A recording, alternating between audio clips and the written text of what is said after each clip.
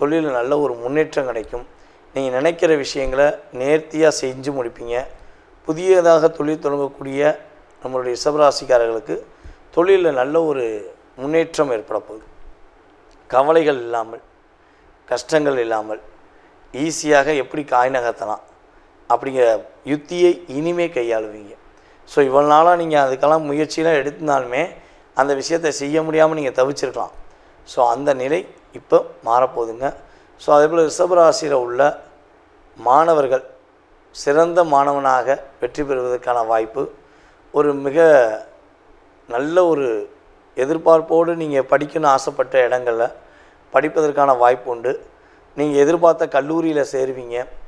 நீங்கள் எதிர்பார்த்த ஸ்கூல் உங்களுக்கு கிடைக்கும். நல்ல மதிப்பெண் பெற்று வெற்றிகரமான உங்களுக்கு பிடித்தமான ஒரு காலேஜில் நீங்கள் சேருவதற்கான வாய்ப்புகள் அதிகமாக இருக்கிறது.